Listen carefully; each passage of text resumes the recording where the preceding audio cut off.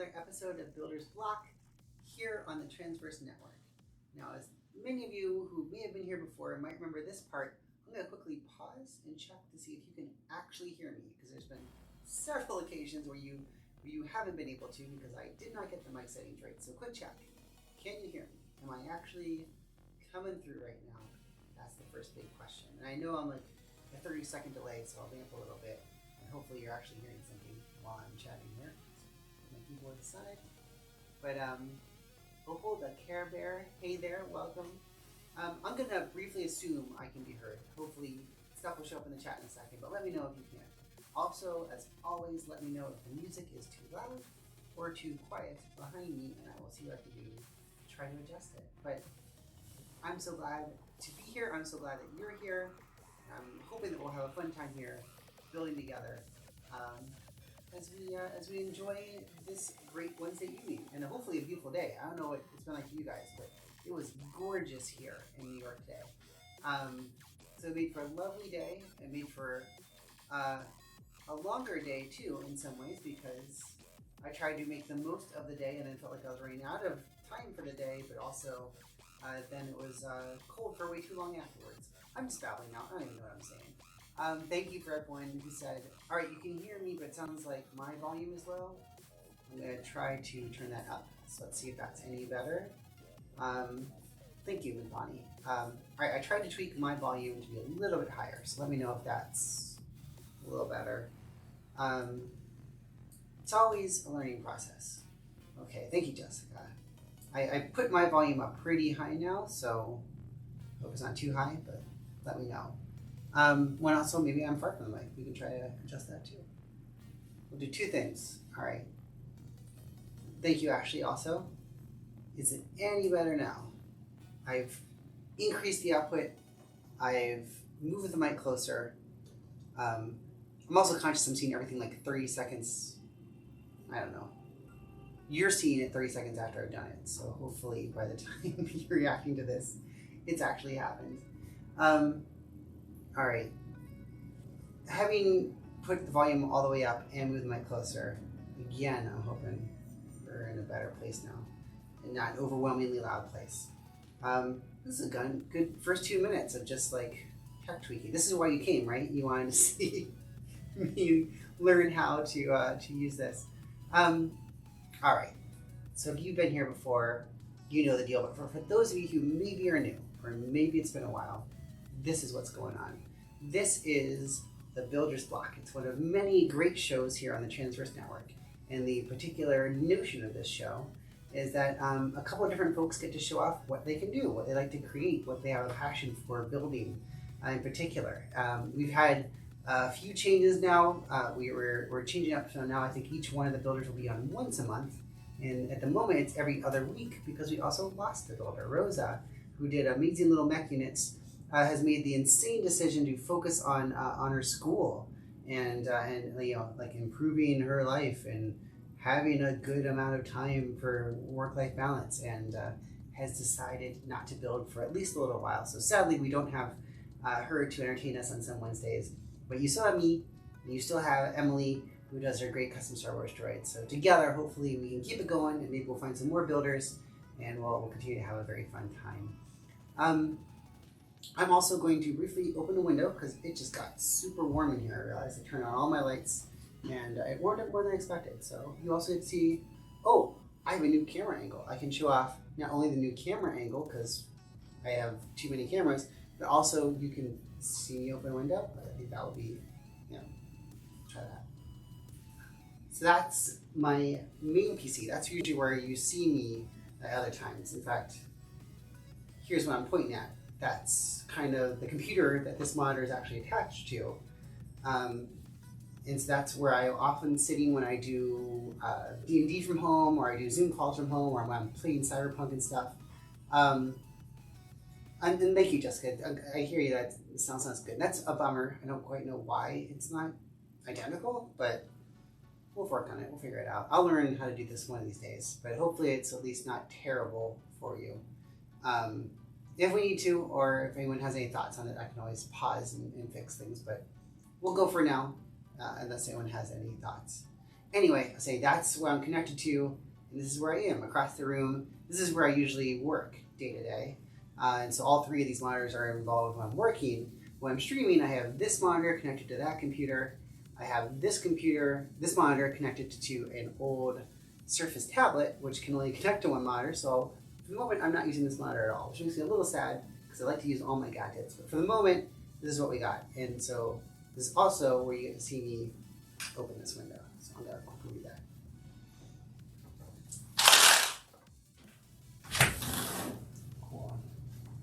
And hopefully we won't have any motorcycle gangs going by, which does crazily happen sometimes here in New York, where a bunch of folks will just suddenly zip down and rev all their engines and be complete tricks.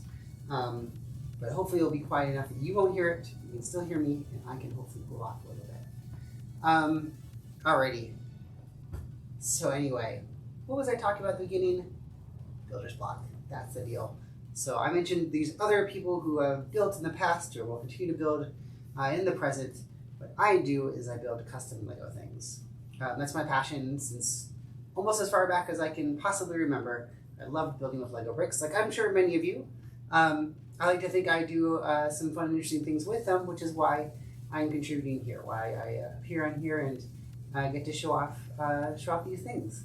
But I don't want this to be a purely one-way relationship. Sure, I can show off and build a little bit for you, and we can have a little bit of fun creating together and talking about together, but I'd also love to see what you're creating. So if you're not already in there, we do have a Discord channel. We can throw that up in the chat. But if you join our Discord channel, there's a lot of great conversations going on hundreds of different topics, or at least dozens. I don't know if there are hundreds, but there's dozens. And we also do have a channel just for Builder's Block, which is not super active. I don't always do a great job paying attention, but you can always tag me. But still, if you want to jump in there and you want to share what you're creating, what you're building, I'd love to see it. I'd love to chat about it. So there you go. What's the small kilobyte in front of the computer? Sorry, Carrie. I don't know if you were trying to say that, but I don't know what you meant by KB. And I'm happy to answer it if I understand what the question is. Let me go back and look. Do you mean this one? Or do you mean that one? Well, whichever one. I realize it doesn't always make good for real-time conversation given the delay, but let me know which computer you're talking about and which display in front of it you're talking about, and I'll try to answer your question. I can say what's in front of me right now, which is some of the parts to build this sucker. I almost went like this, but I forgot it's on this side. This sucker. I'm going to build a school bus tonight, a custom Lego school bus. And the reason why is because I wanted to shake things up a little bit. So for a while, for any of you who have been here before, you might have seen me on the last several streams building portions of what we've been calling my trans train. It's not just trans identities, there's more involved, though I did kick off with a trans engine. Oh, wrong one. Here. So you're behind me are the cars that have been built so far of the trans train with the engine that's in the colors of the trans flag.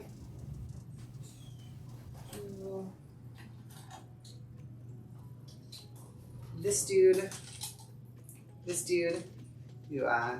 pretty cool. I like to think has room for an actual battery pack. There is an actual motor on here. It does work as a train. It will move and propel on the tracks. So we got the engine that's in the colors of the trans flag. And so that was the original idea. Was just I had the thought of doing a trans engine, a trans train. But I kept going. I made some more cars, and so I made. So I know you wanted to see my back. I made, if I don't break it in the process of bringing it over to you, I created a bear car. So it has the colors of the bear pride flag. This is for my friend Raphael at work, who took me to my first ever bear bar. So I got to have a different experience there in DC. We have a animal bear and a scared hairy dude sharing the same little wagon here. But that was a fun creation. That was what I did last time on stream.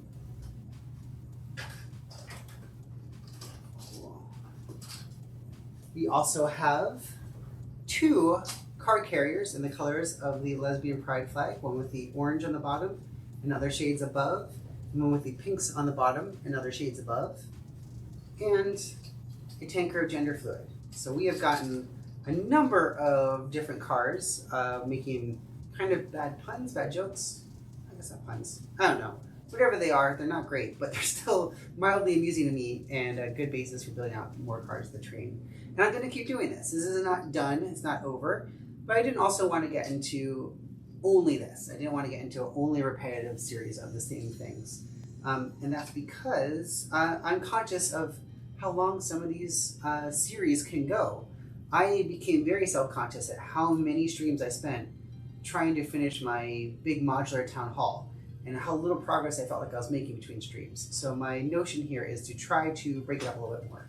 Do a couple of different things, make it a little bit more varied. So you're still seeing me create Lego things, obviously, but maybe I'm switching back and forth between projects, so it's not just the same thing for weeks or months on end, especially if we're going to be appearing a little less frequently, doing every 4 weeks instead of every 3 weeks that you'll see me. So that's the notion. Love the train. The train is not gone. The train will expand.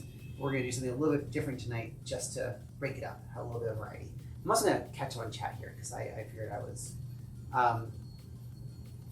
lagging for people. Why is everything I do technically crummy? That is a bummer. I hope it's not me. It might be me though. I have no idea. Because it's one of those things where I don't really know what to change. Again, things I need to learn. I should probably already know before I do this, but here we are. Hopefully I can figure it out and make it not lag. I think also this is a thought for you all. In the lower right-hand corner of Twitch stream, there is a little gear, I believe, where you can change what the rate is, what the what the quality of the video is. So you can potentially downgrade that and see if that has a better experience. That maybe if your settings are on auto, that maybe it's trying to do a little bit too much, and if you downgrade it, then maybe it's a smoother experience. That's just a guess. I have no idea if it will work, but that's a thought that sometimes has helped me in the past. And Carrie, your question, I have now figured it out. Thank you for explaining it further. Is about the angled thing with the keys, and I can definitely tell you what that is. Let me put these back real quick.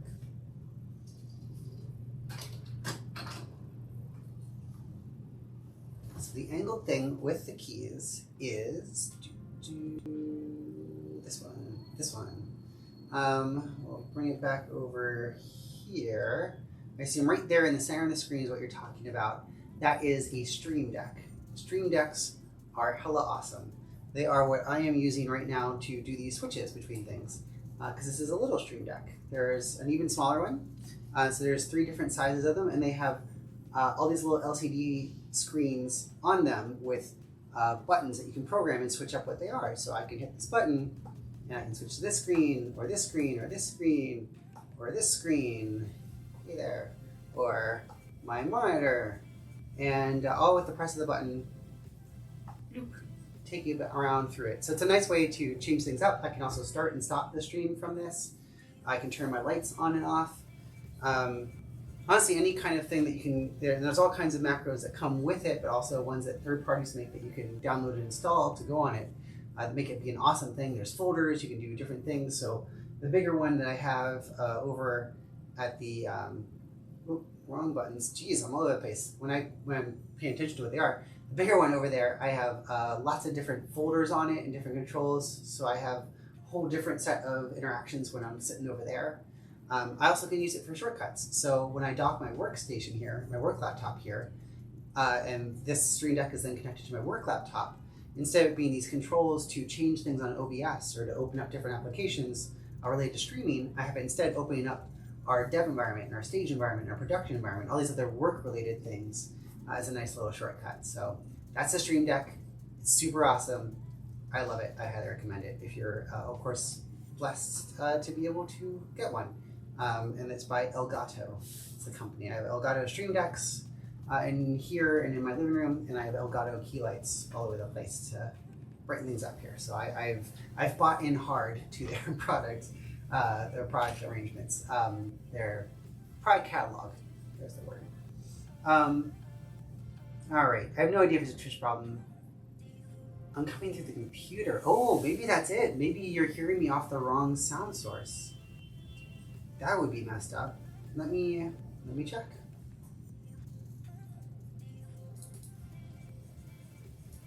device. Let's pick. All right. I've reselected my mic. Oh, and I'm turning the volume down on it because I think it was way too high. Does this sound any better? Shoot. Now I feel like a big idiot. All right, tell me. Obviously, this doesn't necessarily help any of the streaming laggy issues, but at least maybe this can help the sound issues. Do you hear me now any better than you did before? Once again, I know there's a delay, so I will keep talking in the hopes that this will catch up and you'll be able to hear me right. That's a bummer. I found because I have so many different things connected to different places, when I switch my switch that connects this mic and keyboard and mouse to that computer, sometimes I have to select the devices in Discord to make it recognize it. So maybe that's it. Maybe that's why my sound sounded so tinny. And so obviously I don't have headphones on. I like to just hear sound. I like to not have it on so I can move around. But it's possible that that's why I can't hear that feedback. I'm not getting that direct real-time connection. And would not be a stream if I didn't have technical problems? I don't think it would. All right, while I wait for anyone to confirm if it sounds better now or any different for that matter, let's talk, let's get, I guess, closer into the actual build. And as I do it, I'll also talk a little bit about my day because it's been a fascinating time lately. But yes, it totally is exactly that, Carrie. That's definitely what the deal is. Okay. Building time. So I have little trays here. I've been trying to do better. Ashley, Gotham City Girl, did a good job properly demonstrating me in an earlier stream that my build on the fly techniques are not always super well suited to building in front of a live audience, particularly because you are probably having to wait and watch me fumble and search for pieces a lot of the time. And I want to make that a little bit better for you. So I have been trying the last couple times to actually build ahead, to plan ahead and lay out all my pieces in advance, and try to figure out exactly what I need before we even get going. And I've become probably a little bit too confident about it. I realize I don't even have my giant extra bucket of pieces out like I usually do. Oh, good. I'm sorry. I'm finally seeing the comments that say the sound is better. I'm very glad to hear that. I'm sorry it was so messed up before. I'm sorry I did not notice it. I see a little green output bar that shows how much my voice is coming through. I think the thing is, it looks the same for me whether it's working or not. So, which is messed up. But yeah, I went in basically to my Wave 3 mic and just reselected the Wave 3. And again, it looks identical, but I guess it actually turned it on from your perspective. So glad. But pump it up a little bit more. Okay, I will do that. I'm sorry, by the way. I know now you've probably been it's been 2 minutes you've been waiting for me to react to these things. Pump up the volume. Jeez. All right. So long doing that delay. All right. For those of you who can text me, maybe, and you know who you are, feel free to also text me because I might see it faster. No, I won't. I'm seeing the text. I don't know. I'm just talking. I'm sorry for the technical issues, but it's only been 18 minutes. If you're still here, you're still wonderful, and that's appreciated. And maybe we can do even better as it goes on. So I did increase the volume. I hope it's better now. And now I'll actually build. So, school bus. Now, one of the things I mostly do, and I'm mostly known for, are my modular buildings. So I have these kinds of things. And when I say modular, that means they can all easily fit together with each other. So they all follow a similar standard. Then all the buildings can easily, anyone's modular building, can go next to anyone else's modular building because they all follow the same pattern and the same structure. So it's easy for one sidewalk to line up with another sidewalk because they all align at the same points. So that is a great thing. That is an easy standard to build to and an easy way to rapidly build a whole town with a bunch of people because everyone can build their own buildings and then plop them all together and it should work because it follows that same standard. But they're also modular because you can open them up.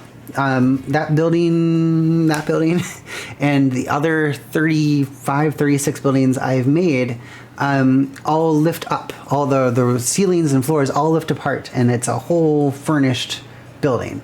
or at least most of them are furnished. There's that one I still haven't finished. And I have another one in my office I still haven't finished at work. Yeah, so that's a lot of my passion. I love doing that. And then to go with those towns, I have 70 some vehicles, 5 or 6 custom trains now at this point. So the town stuff and the buildings in particular are usually my most notable creations, the biggest things and most recognizable things that I create.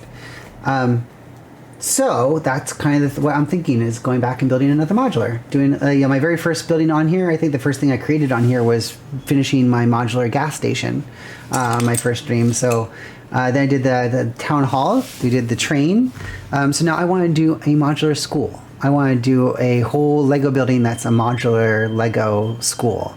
And so I figured to kick that notion off, we would build a school bus tonight, nice, compact, doable thing. Hopefully we'll fill up the time nicely. And if we do have extra time, I want to actually draw out, I want to think through and start to draw out what my plans are, what my thoughts are for the school, and get sort of a head start on how that can play out. Cool. So that's the goal. That's the plan. I did actually already build this school bus. So this is one of the things I've mentioned before. I don't plan ahead. I just build on the fly. That's fun for me. I feel like I can be a little bit more creative. I can change things up. It's also not necessarily good for you because you get to see a lot of awkward pauses while I figure things out. So I did free build this bus. Yeah, this is not like I'm not following someone else's plan. This is all custom. But I did do it ahead of time, built the whole bus, and then took pictures as I took it apart so I could try to recreate what I did here. So I'm gonna go over here. So I have this little phone over here, right here, that controls this view that I can expand, contract, and move around. I'm going to change it to look at photos so I can see what I built before. Just before I do that though, I do want to show off one little thing. So I do mostly buy sets nowadays just for the parts, for the pieces. You see the sorted stuff behind me. There's a closet of the unsorted stuff over there.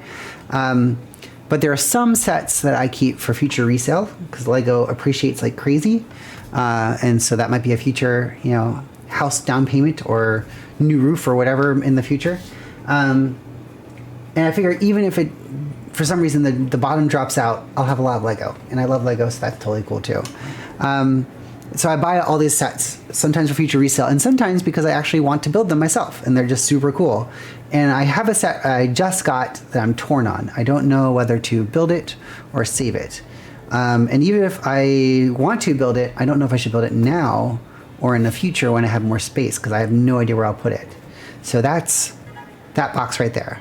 Can you guess what is in that box right there? What is this new Lego purchase? And while you guess and while we do the delay, I will walk over and tilt it so you can actually see. But I will do it slowly so you have a second to ponder and maybe throw in a guess of what you think is in this box, this new Lego set. It wasn't easy to get. It was on sold out and then back order and then sold out and then back order, and I think it's back on sold out again, but I managed to slip in during the last back order session.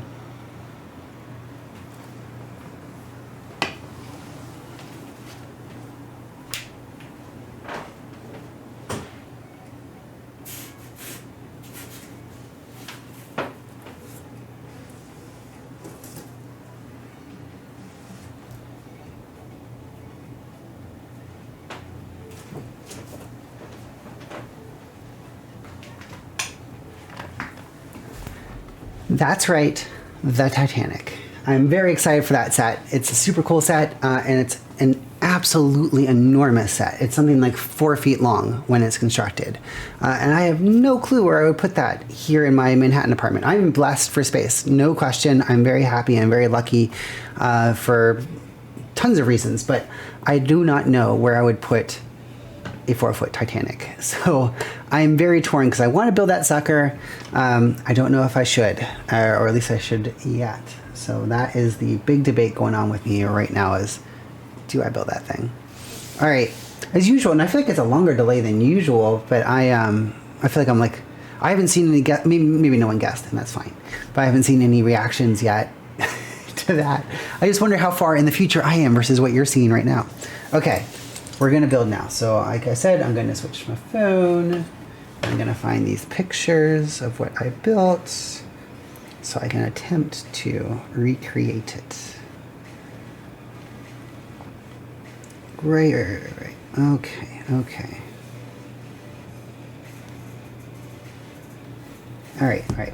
So part of why I'm looking at these pictures while I'm trying to figure out how to rebuild this is because it's not quite as easy as most vehicles are. And I've talked a little bit about this before when I've talked about my my trains and even the trans train engine, why it's a little bit more complicated of a build than most Lego constructions. And that is because I am doing what I did last time, which is making a 7-stud wide vehicle. So most Lego constructions are, the old Lego cars were always 4 studs wide. They were this wide. Some of the new cars have gotten to be 6 wide. And some of the new Speed Champion sets are even wider, and they're like 8 studs wide. But you won't find many odd-numbered Lego pieces. Most common will be 3 studs wide. So when you want to create something that's an odd width, it's much more challenging to do. You're not going to find any windshield that's going to be 7 or 5 studs wide. They're all going to be 4 or 6. Or 10 or 12 for some of the giant, or 14 for some of the giant Technic sets. So it's not as easy to build an odd number sized, but I have a deliberate reason for doing so, because I want to be able to have people sit side by side on the school bus, which is not easy on a 6 stud wide vehicle because the arms run into each other, right? When a little Lego dude is sitting in a chair, its arms are wider than the 2 studs of the chair. So you have to have space on the window side and space on the aisle side to be able to put 2 people side by side. It has to be wider than 6 studs. So that's where doing something that is having the inside of the vehicle be at least 5 studs wide is sort of the starting point if you want people to be beside each other. And I want my school bus to be a slightly more accurate school bus than what you normally get with Lego-sized vehicles. Hence the odd number size for my vehicle, for my bus. Let me find a different picture. I want to find a broader picture. Right. Okay. This is helping me remember how the heck I did this. I still probably didn't take all the pictures I needed to, which will just make it fun and interesting. And hopefully I can remember how the heck I did this, because it's not always easy. All right. We are going to do a few things, right? We are going to... This little thing is going to be sort of the door well. It's going to be a little bit lower, hang down lower underneath a lot of the vehicle. So there'll be a tall door that the students can get into and then step up into the bus beside the driver. So I'm going to do this little well and put these little black pieces up, which are basically like little, I don't know if you can see it. Here we go. Little steps going up there. We're going to do this here, and this here. So I don't know if you can quite make it out, but where this is matched out to, that this is now 7 studs wide, right? 3 and 4. This is the width of the vehicle. So that's going to be cool, but it's a lot harder to build this. It's a lot harder to construct this given these odd numbers. You have to do a lot more pleats in between to connect all together. Oh, I'm seeing the guesses now. Awesome. I don't know why this took so long. This is great. These are great guesses. That's the Queen Mary was a solid backup guess, Jessica. That was a good cheating. Yes, you had no idea. I know you did. I know you're a wide-eyed innocent and came at that with no foreknowledge whatsoever. What else is going here? So then it's going to be 4 on top, and here. This side will be this and this. Okay. I have to remember not to put things too far back. I have to do them farther up where you can see me. Great.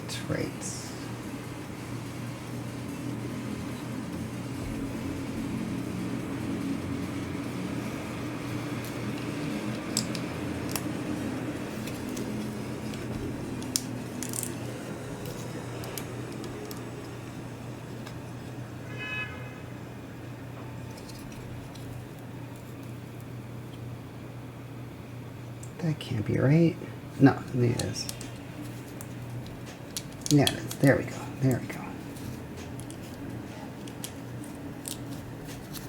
And that's going to go there.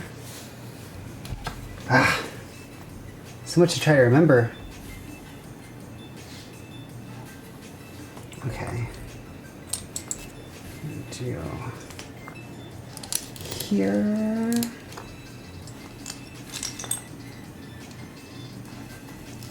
This is gonna go here-ish. So between there is that. Okay, okay, it's coming back. I'm getting there. I'm figuring it out. Because a lot of these pieces were overlapping in different ways to try to add a little bit of structural integrity, especially since they're in this unusual width. So I had to do a little bit more crazy and strange things to make this hold together. Okay, so I also said while I do this, I talk a little bit about what I'm doing. So here's the deal what I'm doing. So also I'm catching up now, Logic Buster, no flag this time. Unless you want to take this as an interpretation that trans kids should be supported in the various places they're under attack, which is totally cool. I've been actually wanting to do a Lego school for a while, but I can kind of be topical and flag related in that sense. But truthfully, I just wanted to not overdo the identity train, hence doing something different with my Lego modular bus here. But my day, or sorry, I was going to mention a little bit what was happening today, because today was a very different day for me.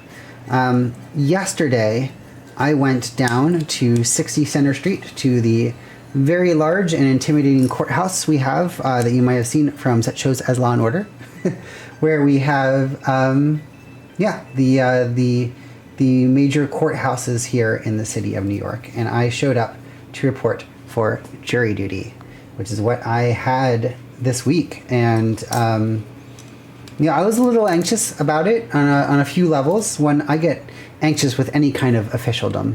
Anytime there's something that's official, there's part of me that always feels like I'm gonna get things wrong, because I'm gonna screw things up, I'm gonna get in trouble. I don't know why. I've always been a keep off the grass person. I've generally been someone who avoids conflict, so I imagine there's probably something that's interrelated about that. But that's that was on my mind. That bit of anxiety was certainly on my mind. Oh, this is wrong. Sorry, I got distracted. What is that? Wait, how is that physically possible? Did I screw this up? Oh, here we go. That's why I had the wrong pieces. Okay. Never mind, continuing on. So, jury duty. I had jury duty. So I got down there to do my service, which I'm happy to do. I actually got several jury summonses during the pandemic.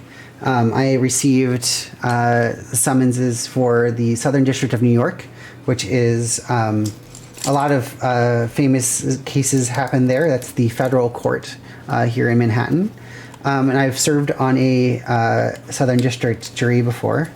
But the first time that summons came in, it was during the very start of the pandemic, and I just didn't trust it. I didn't think it was going to be a great time to go in, which it turned out not. They ended up suspending jury trials for a while, and while they figured out how they were going to go about it safely. So that ended up being a not terrible decision to postpone at that time. I just was still a little bit anxious to jump in that moment. So that worked out. That I postponed then.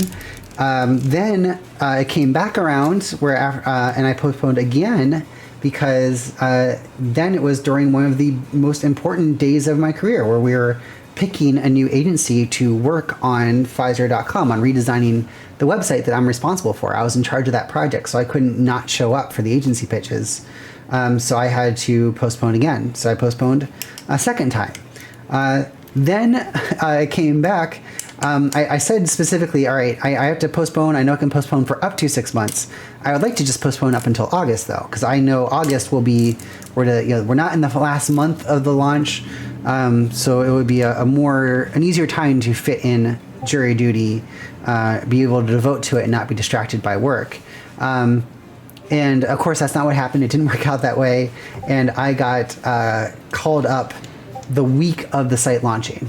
The week of the site launching was when I was supposed to report to jury duty again, and I once again postponed because that I just couldn't.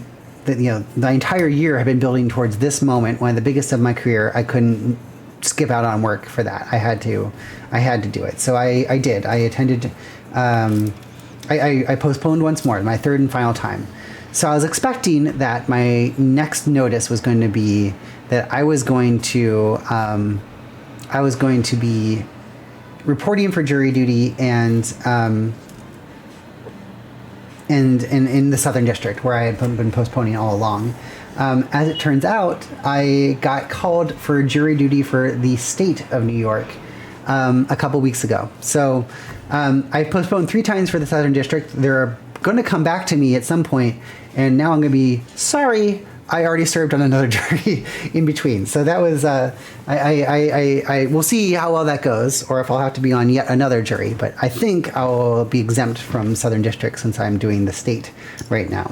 I'm going to briefly pause in my little monologue here just to check on chat. The wheels on the bus do go round and round. Hi, Crust to Crust. So awesome to have you here. And I have no idea how many pieces, which I should know because I built this once. I'm building a second time. You'd think I would have been able to count. I did not count. We'll have to do it along the way.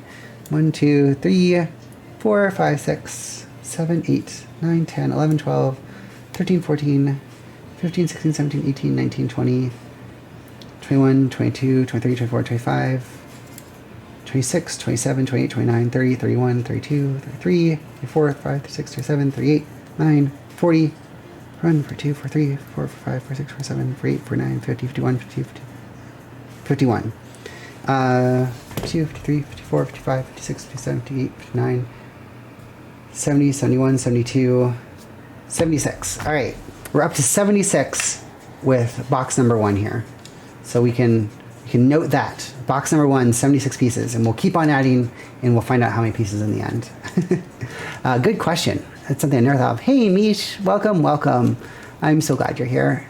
As always, you're always awesome, and it's lovely to have you. Thank you for stopping on by. Jury duty. So as I finish off the base of the bus here, jury duty, I would just say that what will I say? I can't get any thoughts straight in my head. I will say that I was intimidated going in. So some of you have probably heard from me babbling on here in the past that I am a work in progress. I mean, I guess we all are in different ways, but by that I mean I am not out yet. I'm not full-time as myself yet. I'm very, very close to it now. Certainly with the pandemic, I've gotten to cook hidden away a lot farther than before, so that it really is a matter of time now. And my planning has been, I'm out to my immediate family. I'm out to my close friends who live here. I am out to some of my coworkers. I want to come out to all of my coworkers. I want to come out to all of my extended family. And then all of my friends in the past. And go live with my website and kind of be out all around. So that's we have another cheer. Thank you so much. We have Meech, and now it's winter school, and we have a hype train incoming. That is a first for me. That is extremely cool. Always lovely, never required, but always lovely when it happens. So thank you for getting the train going, especially since I'm not building a train this time. So all that babbling was to say, because I'm not full-time, I haven't changed my name yet. That's my plan, is to change my name and my gender marker probably in the fall. I just had my 5th session of laser. I'm hoping to have a few more, be a little bit farther along with that. And so that when I do change my name and come out to everyone, it'll be at the moment where I feel confident and comfortable in how I present all the time, that I'm ready to just be Jess nonstop, which I'm certainly am in my head, and there's no one rule anyone has to follow, but my own personal aspiration is to be a little bit farther along in my physical presentation before I was ready to come out and live out all the time. So because I'm not out fully, going into jury duty was kind of a scary process. I was a little anxious on how that was going to play out, and not just the reception, but just the awkwardness of it. Because people in New York have genuinely and generally been wonderful, but I still had some anxieties of how that was going to go, or just how awkward it was going to be to have my boy name call out and have to shout out here. So that first day, yesterday, I went in. I wasn't really. I mean, I don't wear boy clothes anymore. I had a mask on because you're required to still have a mask on inside, which is good for safety reasons and also for presentation reasons, I didn't do makeup. I kind of decided, all right, I'm going to kind of get as near to boy mode or at least androgynous mode as I get.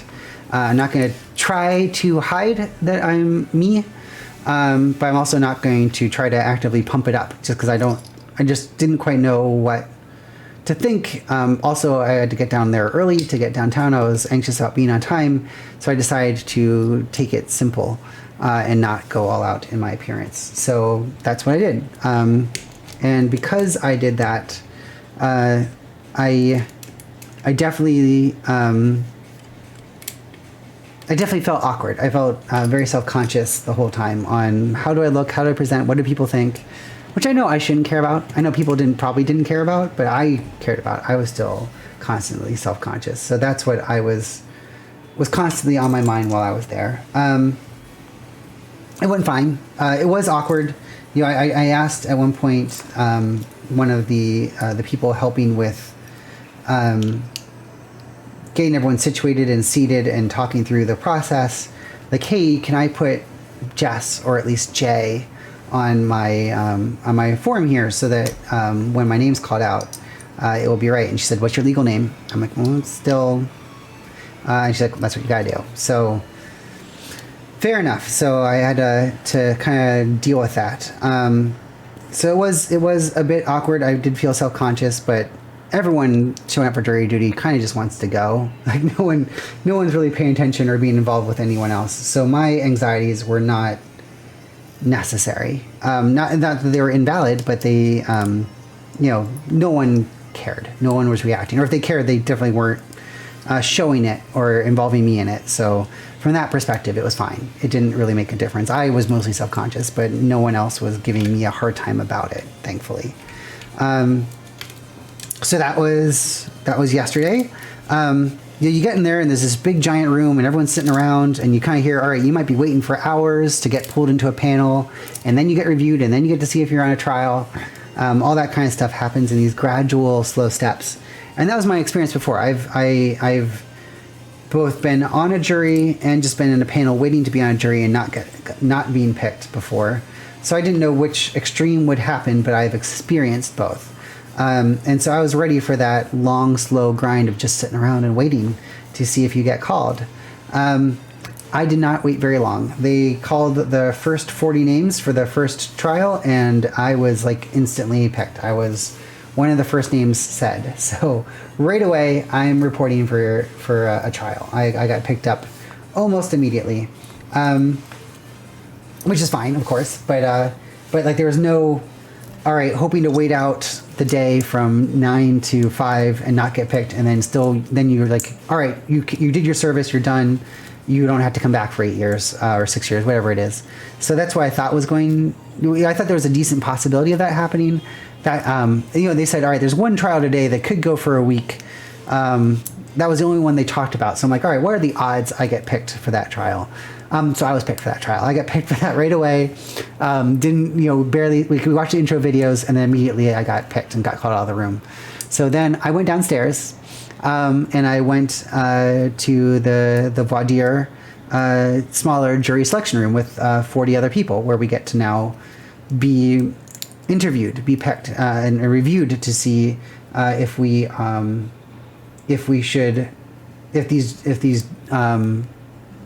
counselors, if these lawyers wanted us on their trial. Once again, it's a room where there's 40 people, and for this, they're going to pick 12 people and go through those 12 people, and then if they need to take people out of that group of 12, then they'll swap in with other folks from the back. And then they're only going to take 8 of those 12. So there's still, once again, decent odds I'm not going to get picked. I was number 11 of the 12, so I had a 25% chance, or around, to be in that first group, and I was totally in that first group. And then got called up, and right away I'm there. I'm in it. I'm being reviewed, and I knew once I was in that 12, I'm like, all right, odds are I'm going to be on this jury. Like, it's very little chance I am not going to get picked. And that was the case. I ended up on that trial, on that jury. Now I gotta say, for all that I talked about there, I'm fine with that. Like I think it is a good civic service. I'm happy to provide it.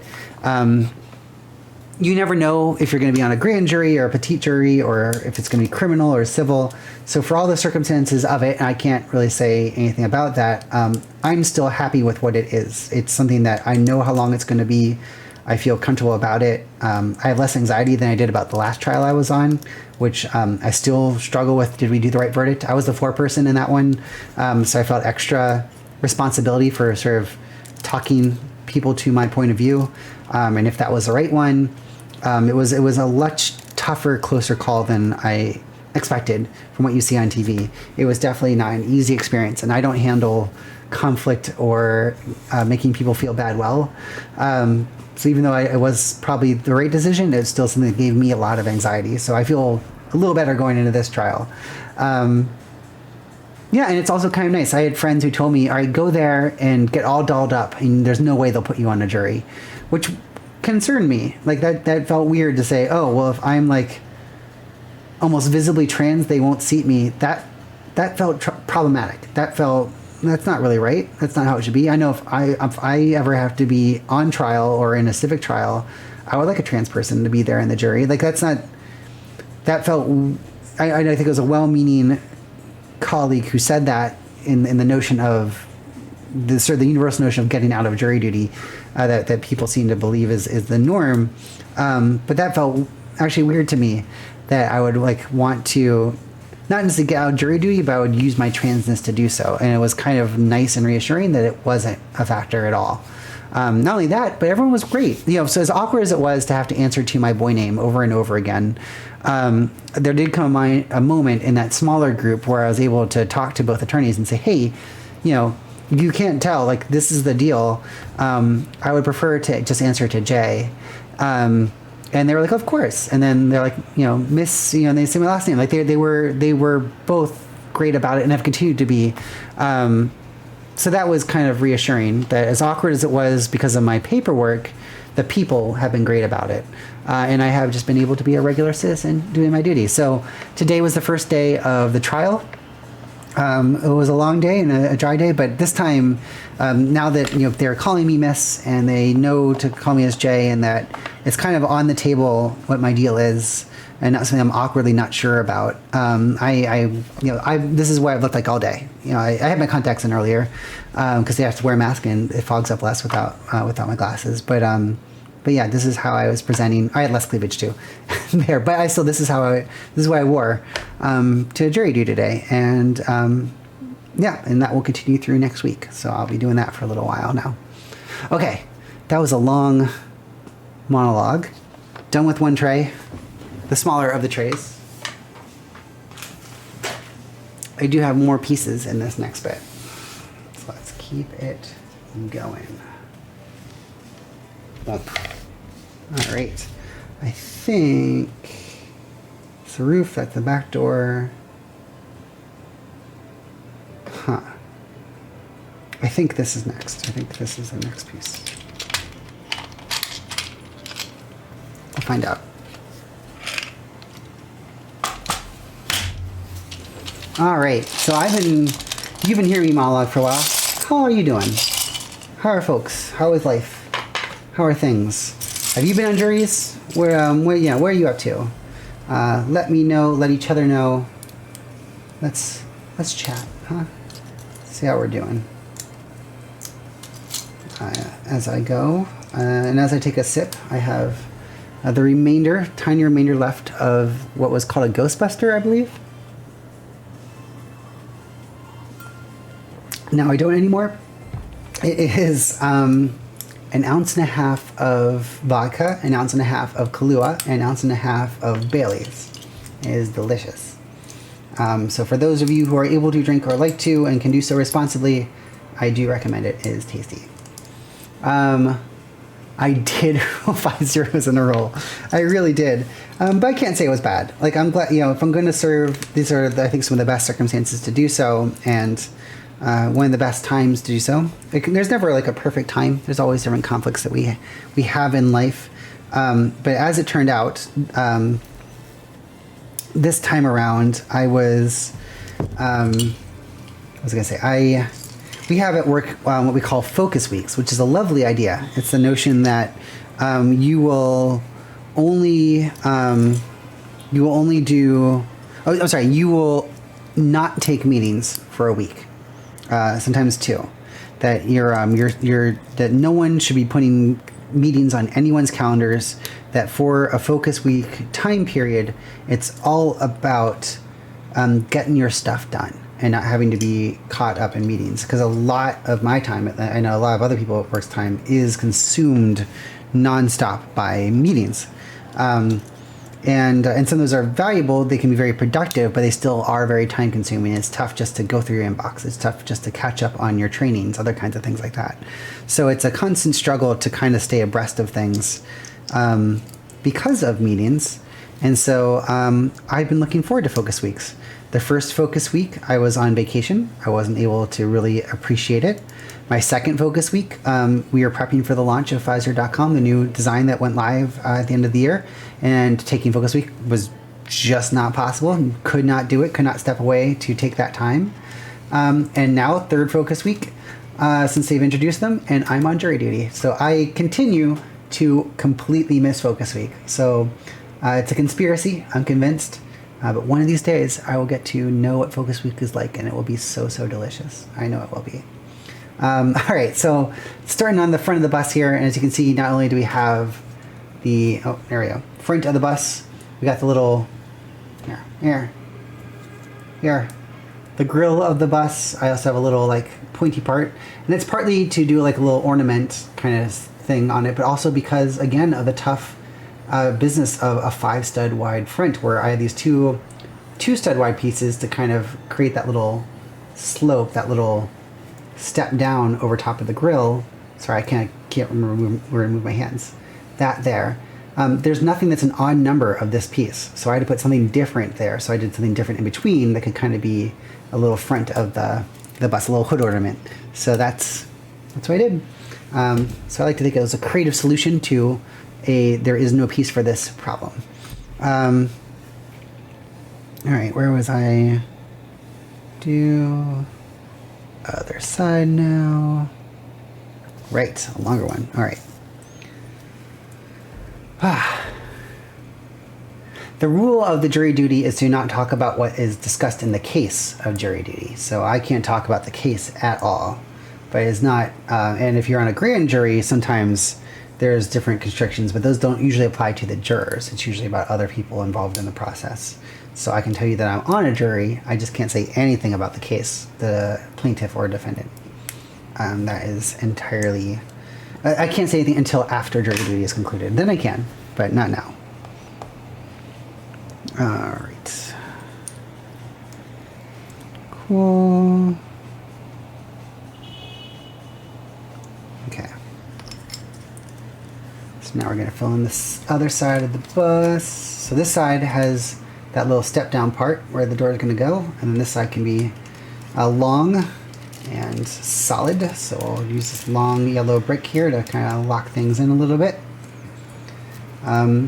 I've talked about this before, especially when I built the Subarus and how difficult it was to do some of them because of the colors. So this is a very common piece, this little inverted slope, right, where the studs are on top and the holes in the bottom. So instead of a slope down, it slopes up. And it goes nicely here beside the wheel wells because it looks flush. It also leaves room for the tire to spin. So this is nice to have when you have a color that actually has that piece in it. And so I'm obviously able to do that. There's lots of that in yellow, so I'm able to do that with the wheel wells here. Put these around it here.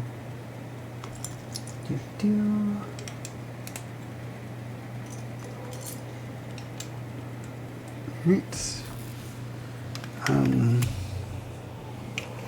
Just checking what I did on the other side so I'm consistent. All right, so back here we're going to start to do some things. They're a little bit more interesting or difficult. I'm going to take these little headlamp pieces. I've seen these before. I'm going to take this little light gray piece and stick it on the back of it. I'm going to do that on another one, so 2 of these. And then I'm going to take, once I can do that, it's not the easiest always to go in there. Yeah. Hey, there we go. So I got that little headlamp piece here. And now I'm going to stick this rod in there. I'm going to put this one on the other end. I don't know if they have these quite the right distance. I'm going to have to play around with it to, again, be 7 studs wide to go across the back here. But this is going to kind of hold things in place for a feature that I think is pretty nifty. You'll get to see it as I build it later on. But there is a reason I did this. This is not me just randomly slapping stuff together. There is a very practical reason for this little bar here towards the back of the bus.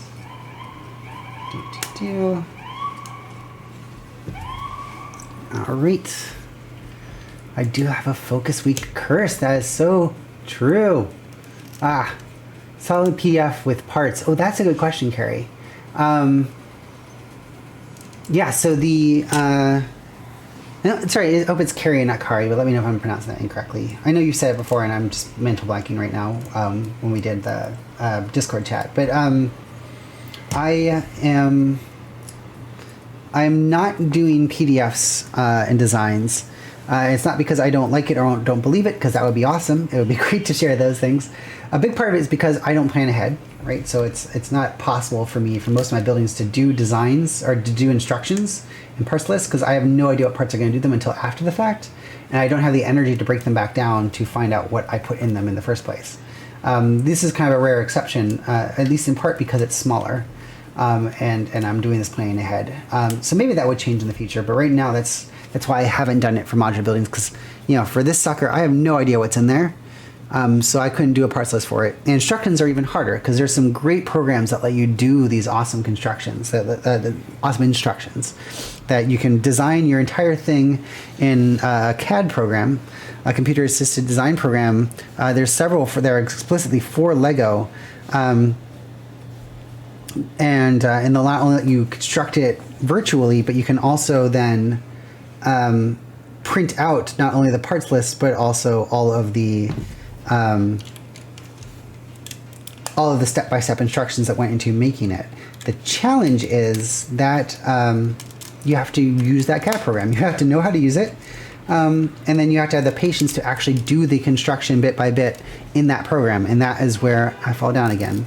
Because again, I'm building this stuff on the fly. I have not had the patience to go in and slowly, painstakingly recreate what I had fuddled my way through in real life, and turn that into an instruction. And so because I haven't had the patience to do that, I don't have the result. I don't have the digital reconstruction and subsequent instructions that go with it.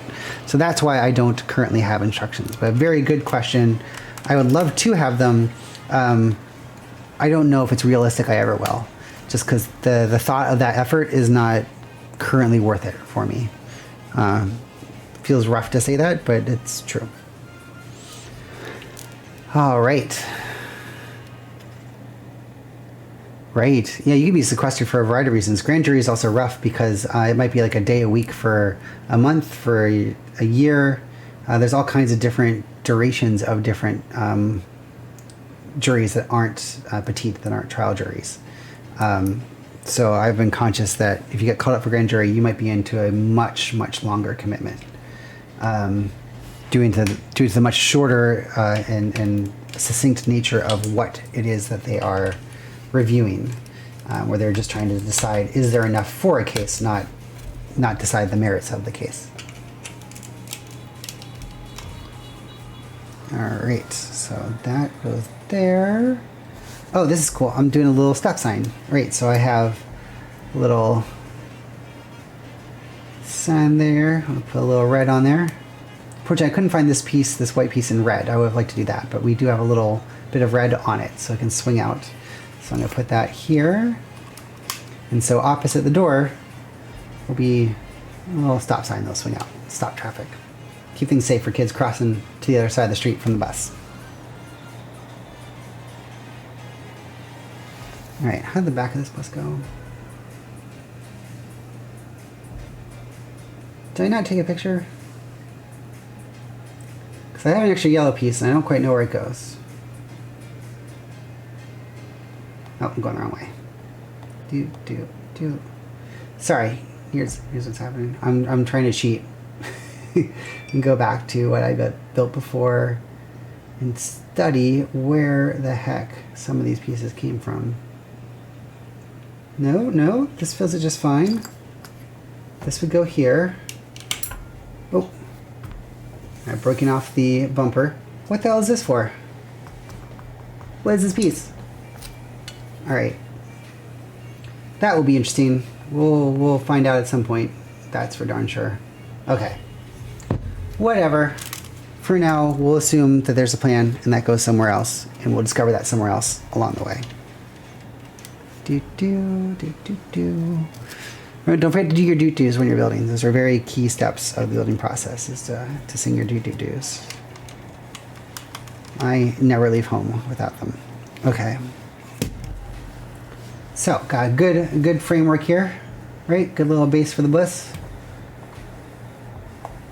Right, now I'm going to put in a place for the driver to sit. I'm hoping that's where the yellow piece comes in, that's something involved in that. Don't remember it, but it's always possible. Yes, it's the base of the steering wheel. Ah, I'm an idiot. All right.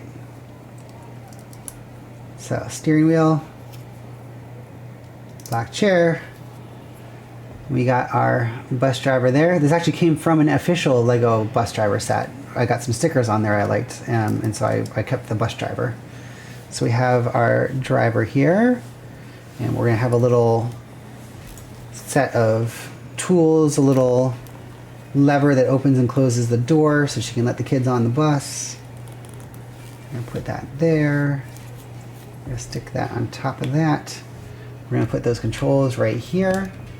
And we're going to put her in right here. And as you notice here, this is another 3x3 base, but she's only 2 studs wide. But I use those jumper plates to offset her in the middle so that she can more easily fit in between things and her arms won't bump into things. They won't take up as much space. So she's still on the left side of the bus, on the driver's side, but not all the way flush to the left, which gives a little bit more room around her, which is a little bit easier to fit the figure in and not fit her in as awkwardly as it would be if I had to wedge her in there.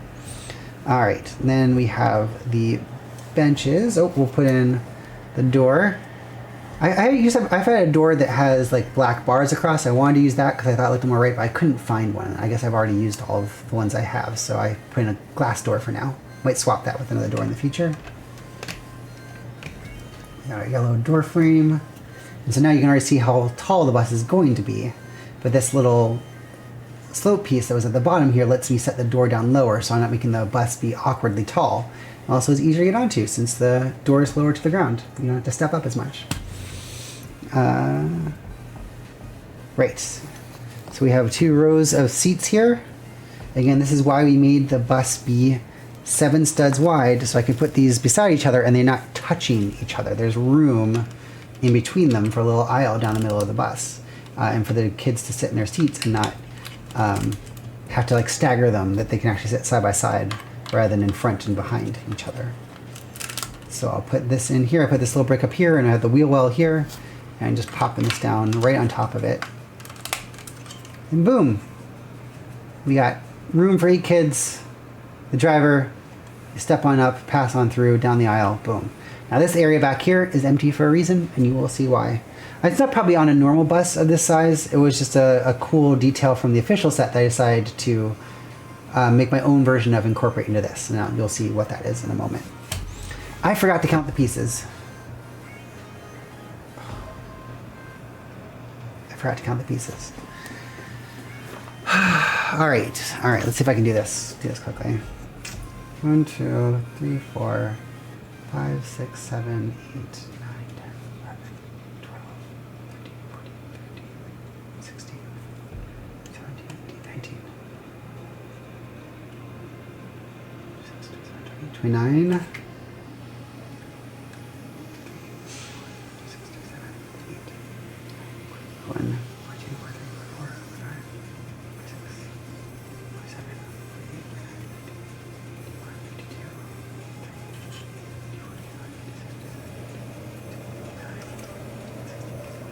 62.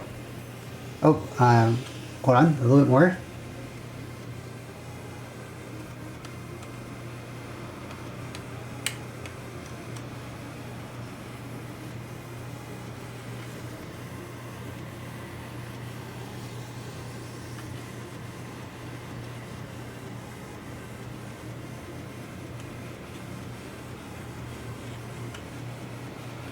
90. I'm counting the minifigure as one piece, which it shouldn't, but I'm going to do that. 90. So we had 76, we have 90. We are up to 166. I'm gonna do this. I said I'd do it. I'm gonna do it even if you have to boringly watch me wait while I do it. Well, you have to wait. You don't have to watch me wait. I am so babbling. I hope you don't mind. I hope you're doing okay. I hope you're keeping up and keeping along, and it's not too boring or confusing, and that you can hear me still. All right, but we'll keep going. All right, we have a good chunk of the bus now. Now we're going to build the sides. So we'll get the purple box out. It's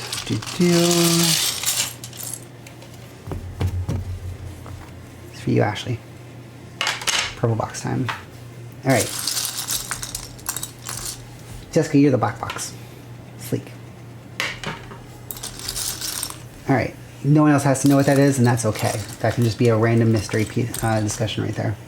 Okay, so we are going to build the walls and a little bit of structure to the walls and places for the roof to attach to with this. So what that means is I am going to do some things that will be somewhat random but should come together nicely for the size of the bus. And one of them is this. This is something to help it, the whole bus have a little bit more solidity, so you can grab from the sides and the whole bus won't smush in together.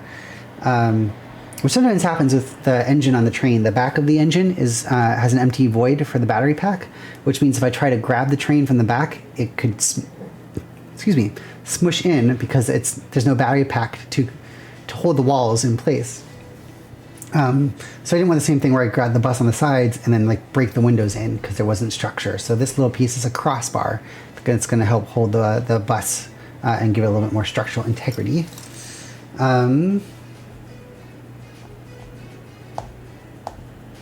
Right, and we'll do the front, which I think was more simple. Yeah.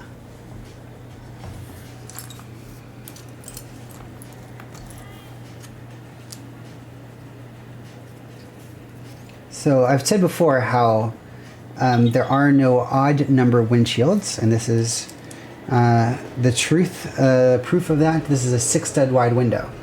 So obviously I don't want the window to be on one side or the other side of the bus. I want it to be nicely centered. So I have these jumper plates, these yellow jumper plates here that this can clip onto.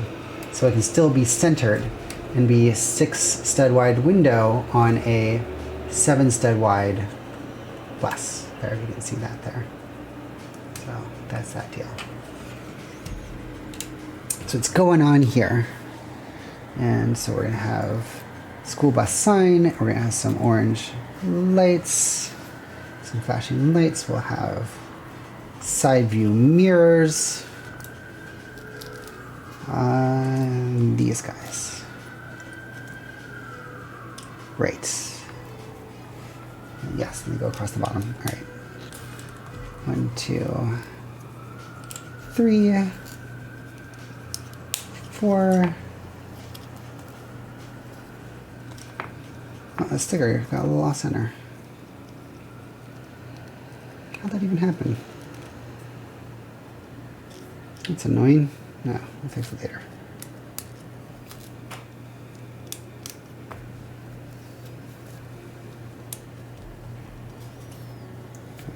Put this down the middle.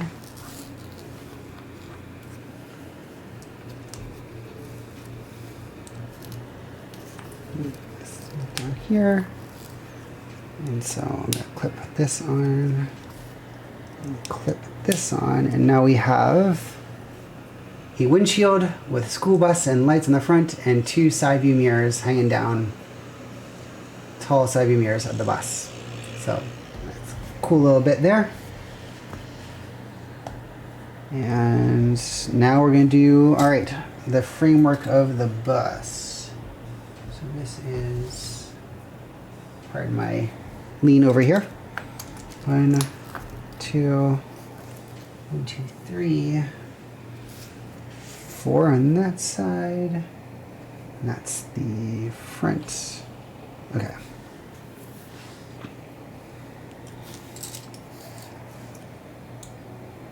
Great.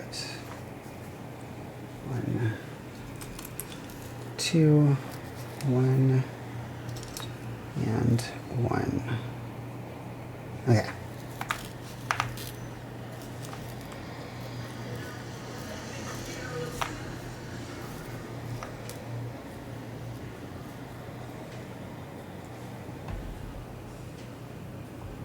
Wait, this will be back. Okay. So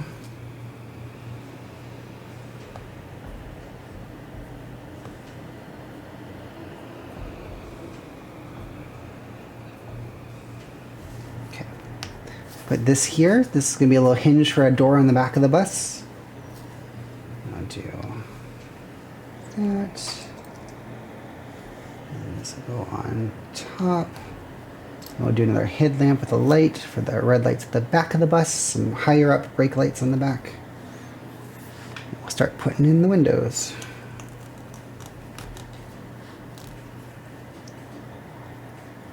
Cool. Alright, check in. Looks like people are still doing okay. Hope you're doing okay. Hope you're not falling asleep while I slowly do this.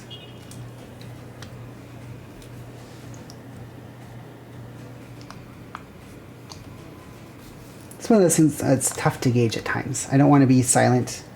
I can get kind of consumed. I always wonder what it's like for those folks. I've said it before, and by golly, I'll say it again. I really appreciate those of you who choose to stop by and spend your time here. It's too kind, and it makes this enjoyable. It makes this hobby something that I do again, which I kind of stopped for a while. It's not because I ever stopped loving it. I just got so busy with other things, a large part just transitioning, just figuring that out and finding a new social life, which I don't regret at all. I love every second of, but it also meant that I wasn't always doing other things I enjoyed, like this. I wasn't building anymore because I was just discovering what it meant to actually be myself a lot of the time. And so this definitely fell by the wayside as I explored a whole new life. And so getting to come back to it a bit, getting to spend some of the time building again, and having this as a motivation where I get to be here, spend time with you, get to enjoy this whole new experience of streaming, even when I can't figure out half the tech. And gain also contribute its own way to that identity by having being this on a channel where so many of those creating and contributing happen to be trans. That's an awesome thing. So thank you for being here. I very, very much appreciate it. And now you also feel guilty you can't leave, right? Because I said all that, so now you're stuck. So sorry. It's what it's going to happen. So deal. Right? I amuse myself sometimes. All right, let me see how we're going here. This is pretty good progress. All right.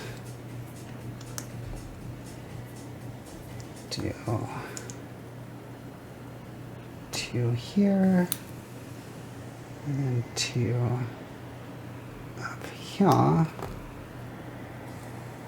right. Now, can I see where these other pieces go? Yeah. Of course I didn't take a picture of that. Why would I have taken a picture of that? That'd be too easy and helpful.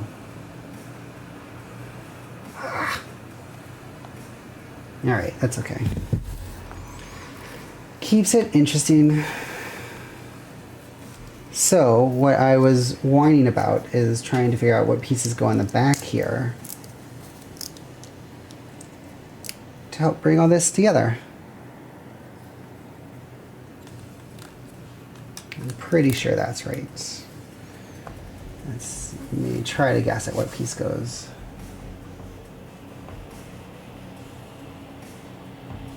Right, okay. Super long bit there. Super long bit here.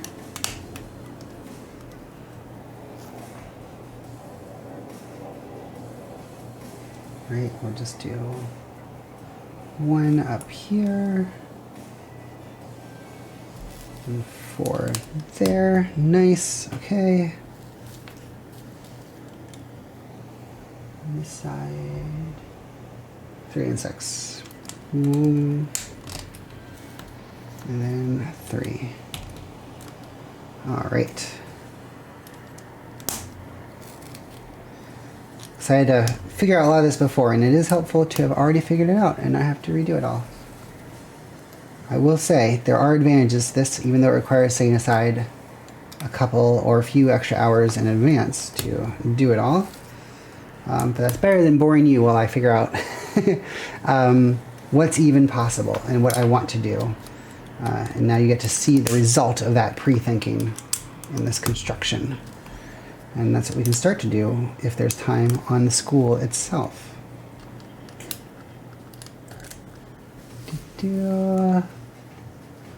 Oh, but you can hear things out this window? Crap, I'm sorry. Heather, I really do tune it out. Plus, I guess I haven't quite known what the gain is like in general, so to know how much sound is leaking out through here. But I'm sorry about that. If that's been either annoying or tough to hear over. If nothing else, I can spend more time after this trying to maybe diagnose settings. And if people have thoughts on how to do that too, that's much appreciated. Okay. So this step is nearly done. So I mentioned that little cross beam, and that goes right there. That's gonna sit in front of it all right there. So this is 7 studs wide, that's 6, but it's still gonna next to the jumper plates fit nicely together. All right, so let's see what we're up to now. 3, 4, 5, 6, 7, 9,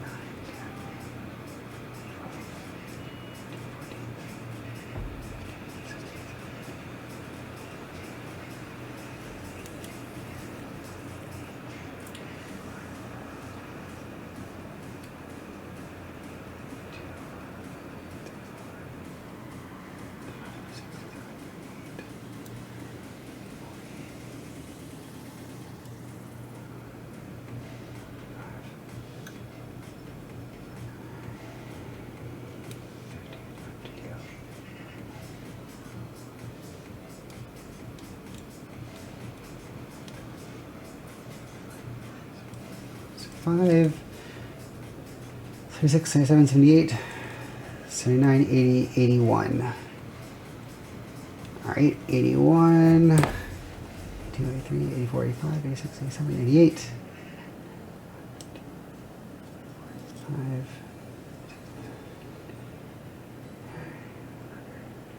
101. So that brings us up to 267 so far. 267 pieces for the school bus. Give or take a couple pieces, because I've probably been off.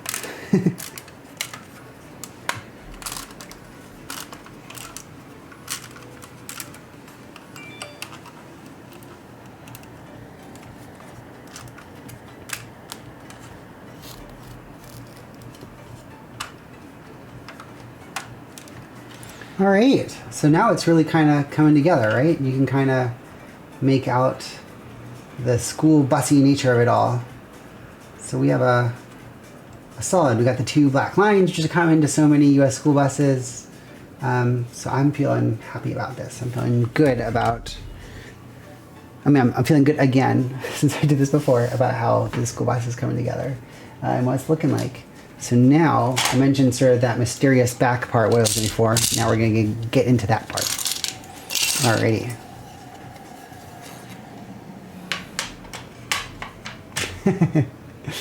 I'm glad you are stuck here. I'm glad there's no place you all would rather be. I much appreciate it. And yes, it can be very loud, especially if you go to the more touristy locations. It gets crazy loud. People are always like, they go to Times Square and they're like, how can you live here? And I'd be like, I don't know. I can't live here either. I don't live in those spots. I live in the Upper East Side, where it is mostly quieter, except when my window's open because it's boiling hot, and you're hearing what happens on 2nd Avenue over here in this part of my apartment. Because I'm there's 4 apartments per floor, and I moved from that apartment to this apartment, and just coming one unit over closer to 2nd Avenue, which is a couple buildings over and down there. Definitely louder. Not when my windows are closed. I don't really hear anything.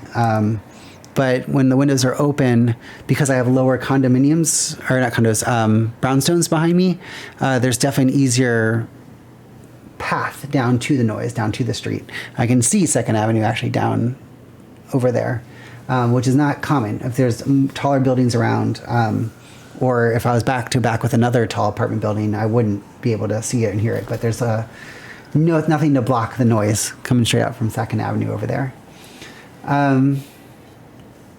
All right, so I've been semi-distractedly looking over there and doing this, right? That goes there.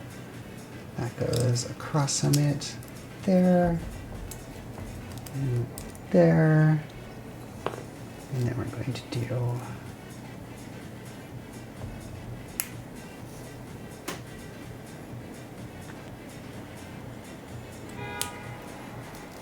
So these little double hook pieces. And I'm going to attach them to this bar. I'm going to take these two inner pieces and attach them to the two little poles I put on the front of this little unit I built right here. I'll slide them out a little bit. They're a little close together. And then I'm going to take these two ends and attach it to that gray bar you saw me stick in at the start. It should fit perfectly. And so now we have a wheelchair elevator. So it comes down over, oh, bumper's popping off. Ah, everything's popping off. All right, the bumper. This comes down over the bumper, down to the ground. You'll see when I have the wheels on, this actually touches the ground. That can fold off, wheelchair can come on, can go back up again. And then because I have these two hinges on here, I can kind of push it inside and boom, it rests in there flush with the back door that we're gonna put on there. The wheelchair fits on top of there, and ta-da, we now have a wheelchair accessible school bus. So that will continue into the school as well for our differently abled friends. We can make sure that we can get them into the school bus and on their way to an education. All right, now the rear door here. I think I said we were up to 267. Let me just quickly check what this added on here. 1, 2, 3, 4, 5, 6, 7, 8, 9, 10, 11, 12, 13, 14 more pieces for 281. Can't do math anymore. All right. 22, 23, 24, 25, 26, 27, 28, 29, 290, 291, 293, 94, 95. Up to 295 total.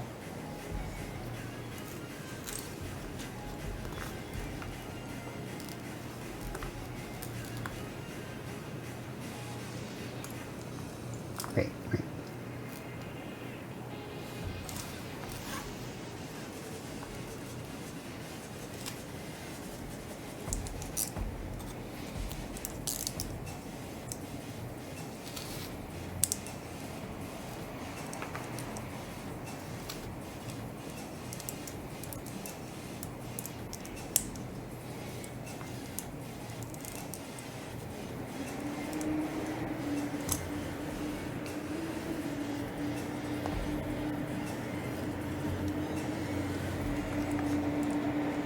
So this is a very fragile thing right now. It'll get a little bit stronger as I add these plates on here.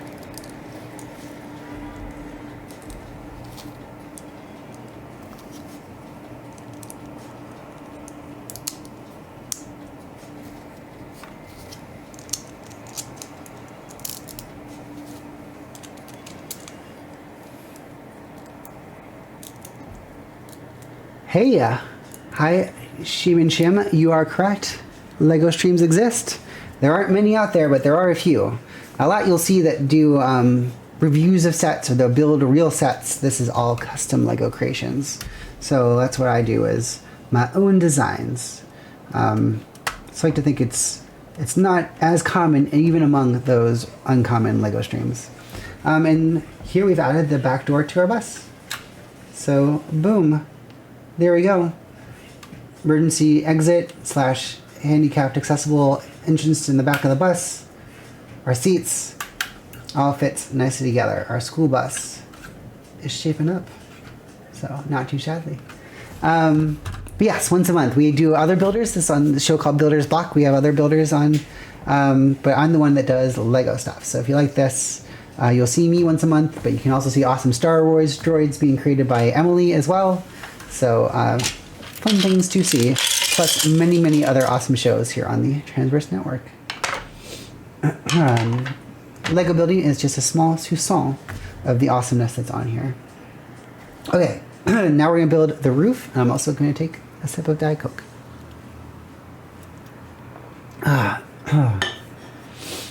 Cool. Okay. So we are nearing the end of the school bus, so we'll have a little time to draw the school. That is good. All right, what was I going to do with this? So for the school bus, I had a bunch of these parts. I didn't have as many as I needed, though, to do the entire roof, but I realized I could use that to my advantage and make a little spot on the bus where they have like a little vent in the back, a little rooftop emergency exit. So that's what I did. That's what is going to happen here, is that we are going to turn this slight lack of pieces into an advantage. Let me double check what I did with that. So that is towards the front of the bus. That's right. Put that there. Boom. Boom. Boom. Boom. Most of the roof. Now we can fill in the rest. That goes that way. Oh.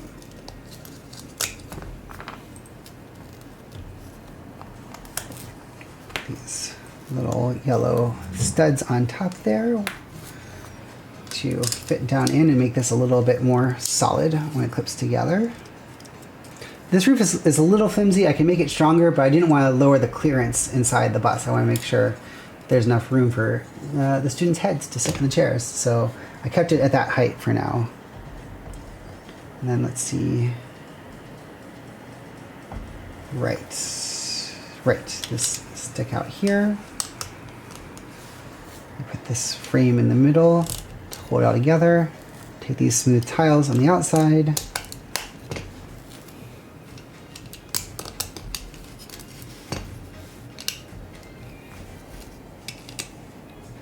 Ta-da! All right, quick check before I finish it off. 1, 2, 3, 4, 5, 6, 7, 8, 9, 10, 11, 12, 13, 14, 15, 16, 17, 18, 19, 20, 21, 22. So that brings it to 297, 317. 317 pieces for the school bus. And one last kind of cool thing I want to show with this. So we'll pop the wheels that will go round and round on the school bus. And then I mentioned how this is 7 studs wide, right? This awkward width that makes it easier for people but tougher to build. This roof is still 6 studs wide, right? This isn't 7. I don't want it to be awkward on just one side or the other of the bus. So once again, we have jumper plates here and here. And then the 6 stud wide windshield, which was offset already underneath, has 2 studs here. So now I can clip this down at the 6 stud width and it will still fit nicely across the whole bus. And because it's only those couple points, it's also easy enough to take the roof off and put people inside. And so there we go. Our school bus is done. Oh, and a little tailpipe that fell off. That will fall off. The bumper and the tailpipe will fall off less now that the wheels are on. They were hitting the ground. Now the wheels will stop them from hitting the ground and popping off. All right. So here's our bus. It has a stop sign coming out, stopping people from getting on board. So I like to think a quality creation. Nice, nice. There's my hand. There's the screen. There's the camera. So here's the school bus. And yeah, I'm happy with this design. I thought the wheelchair accessible bit, I was glad I was able to figure out how to do that, how to put that on there. And not only a cool idea, period, and a nice consideration, also let me use the sticker from the set. So that was kind of dual purpose and a good reminder of being inclusive even in our fictional Lego constructions. So there's my school bus. That's that. Yeah, this is my own design, so I only do custom Lego creations. So this is custom, this building's behind me, and this ship are custom. That admittedly is the official Everyone is Awesome set, but the train there is custom. And it's not just this stuff. You can also see so much more on my website. If I can get my mouse over to the right screen, justjess42.com, which not only talks a little about me, and you get to see reruns of past episodes that I've been on. I don't know why anyone would want to watch that, because it'd just be 2 hours of me talking to no one, because you can't see the chat, but still, they're there if you want to see them.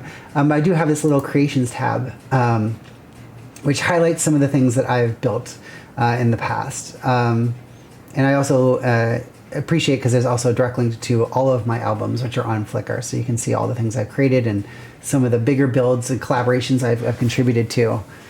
So yeah, that's if you want to see more of the things I've built, they are all custom, and you can find them at justjess42.com, which is my site. And I'll also say this is noteworthy too, because it's very much a work in progress. I did build this to kind of get to show off some of these things I made and some of the things that I enjoyed. This one of many nerdy aspects of me gets expressed on this site.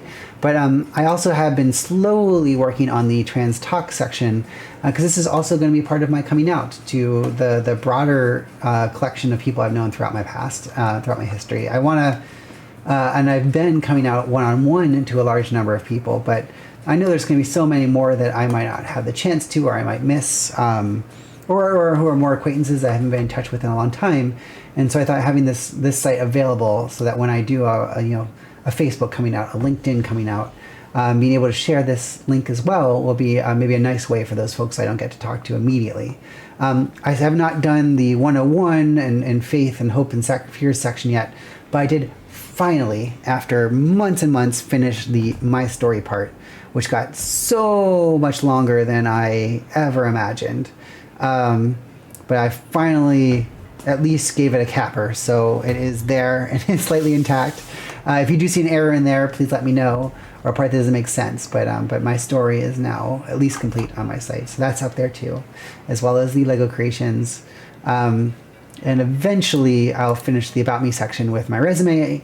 And not that I'm not looking, I'm very happy where I am, but I didn't want to post it because I just didn't want to out myself, since there's more details on there.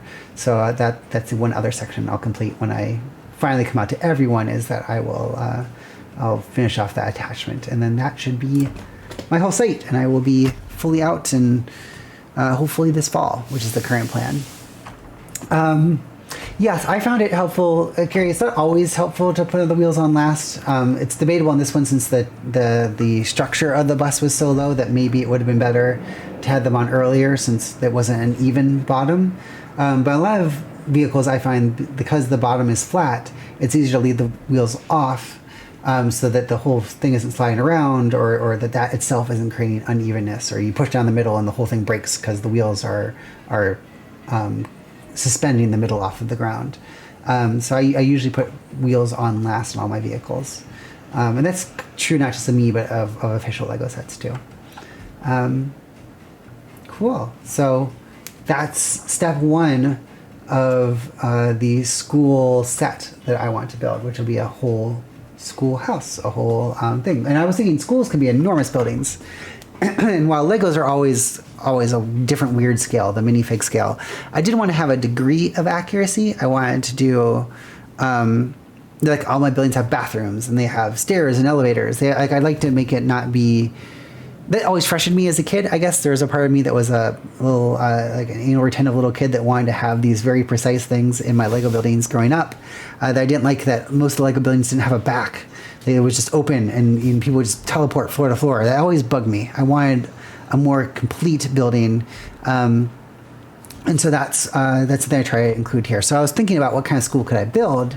And if I wanted to build a high school or even a middle school, those suckers are enormous, and they have so many facilities and gyms and all these different things. And even small schools still have those, or elementary schools do. But I thought I could maybe start with an elementary school and make it be a much smaller, maybe it's a private little academy or something. I could get something that was a little bit more proportionate to what I could actually construct with the pieces I actually own, while still feeling like I was properly representing the school.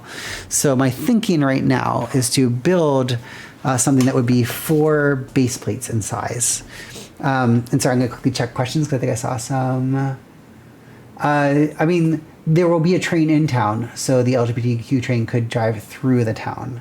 But it will not be connected directly to the school. That's dangerous. You don't want kids to get hit by trains, so you have to have some distance between the school and the train yard. Well, I was going to say, so base plates. Right? So this, you might be familiar with, is the standard Lego base plate. It is 10 inches by 10 inches, 32 studs by 32 studs.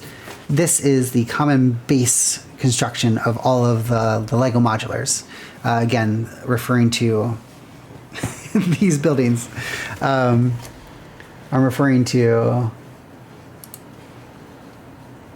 these buildings and these buildings. This would be a great example of a Lego modular layout, where lots of different people built buildings to the modular standard, and then we were able to throw all of our different buildings together because they all fit that same standard.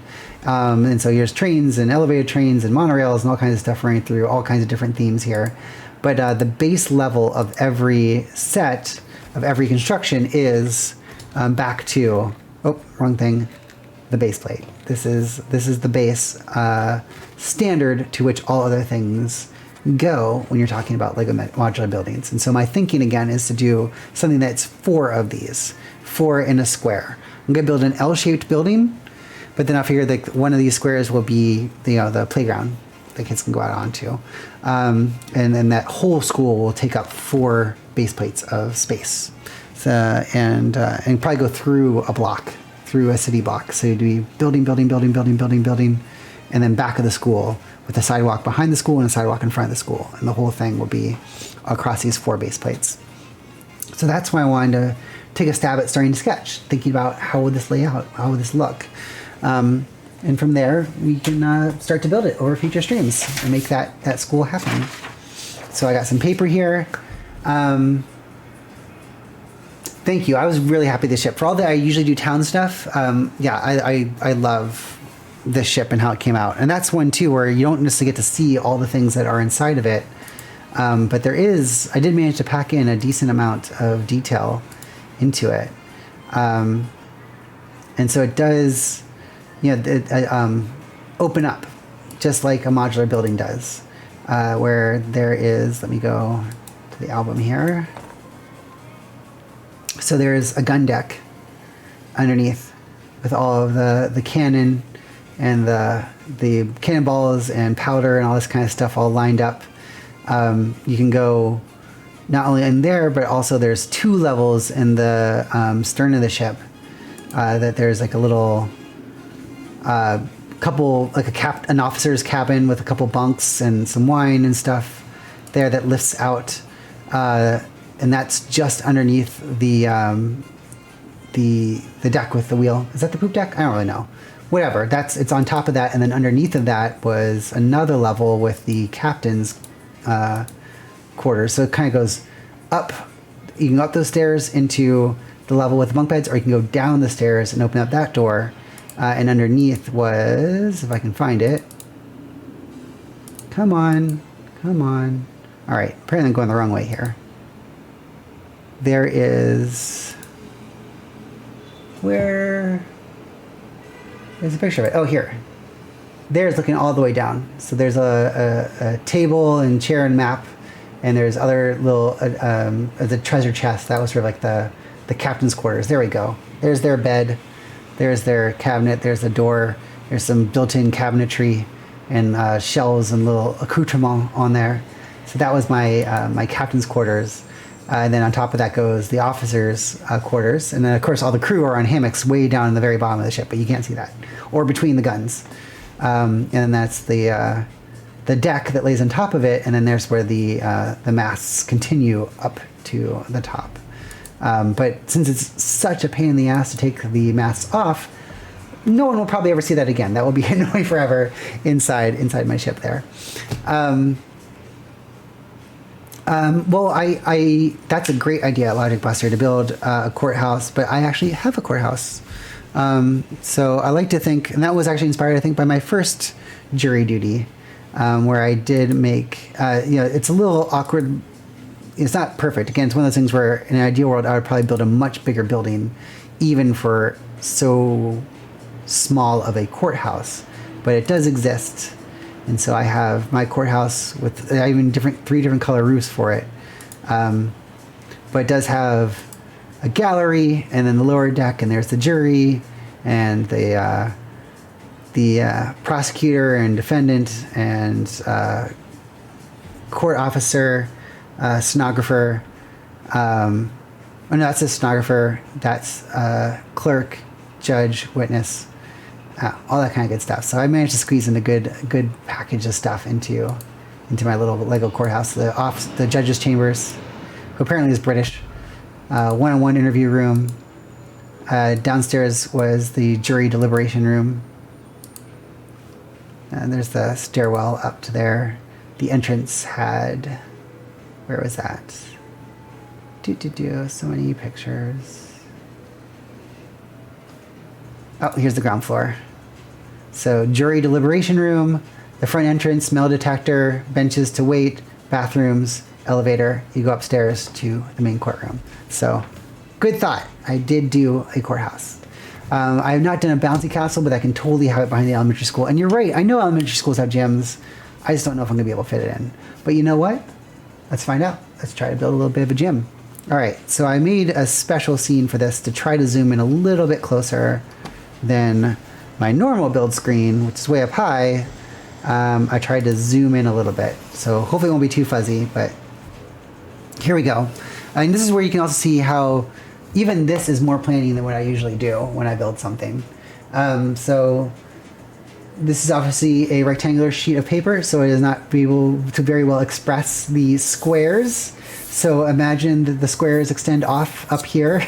I'm thinking if I can build the front of the school, I could do a wing and then sort of a module and then another wing.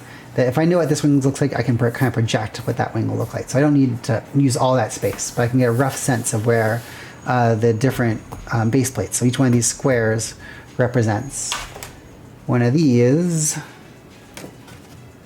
And then more will go here, here, here, here.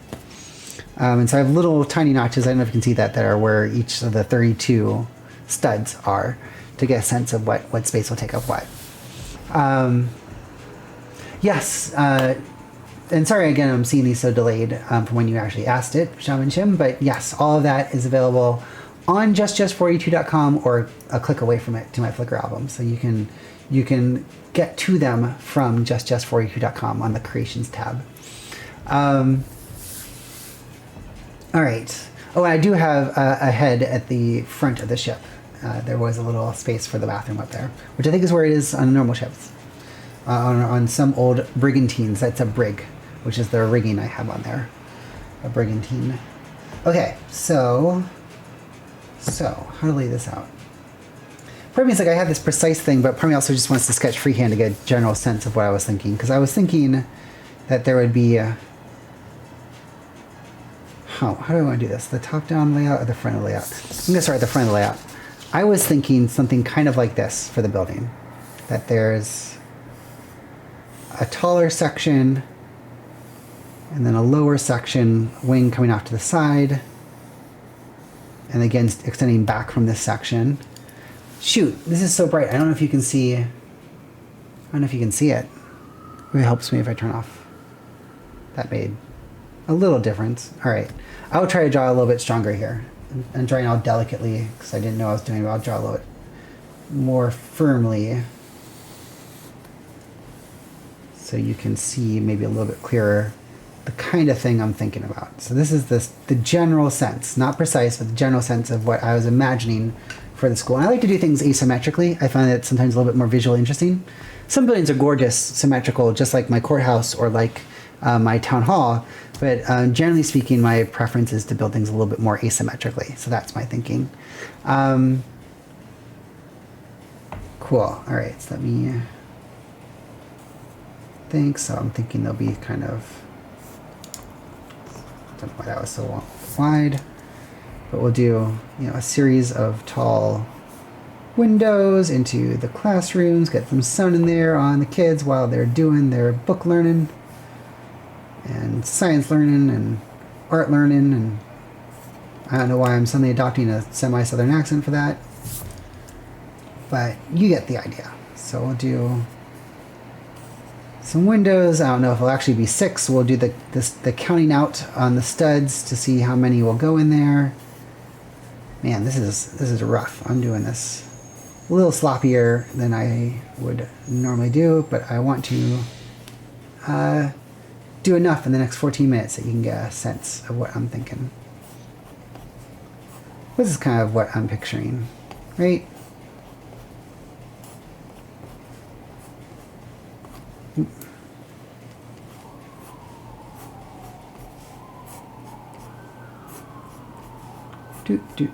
All right, some mullion windows there. I'm thinking a little I'm thinking all this will probably have a kind of reddish color, maybe orangish red. This would be like a little gray stone kind of treatments. There'll be like little frilly bits there to make that a little bit more visually interesting. There will probably be the start of a basement that would be partly above ground. So the actual ground would be down here. Which also means that there can be steps up to the entrance, which I think would be nice to have the kids go up. And then there'll probably be also a little built-in elevator here, because again, we want it to be accessible. Little elevator for differently abled folks to be able to go up from the ground to the entrance. And then imagining a larger stone framed doorway that maybe ladders back and in a little bit. Kind of what I'm vaguely imagining. It's a nice big double doors into the school. I don't know what's up here, if these are symbols or windows or a sign, but yeah, entrance to the school, right?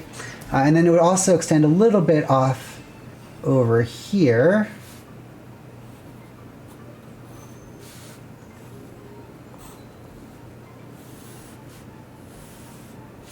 Yeah, I don't know if there'll be a window here or not. Maybe not. But there's a reason for that, which I'm picturing in my head. But that's what I'm thinking. And then maybe there'd be a roof too, right? I don't know if it would be a flat roof. Maybe there'd be a pitched roof here angled back. You could even have dormers. You can do a whole never-ending story roof attic kind of thing going on. But that's possible. I don't know for sure about the roof, but that's kind of roughly what I'm thinking. And then, you know, good question of how these, what would go up here? Would they be more individual windows, or would it be one big window? I don't know. We'll do individual windows for now.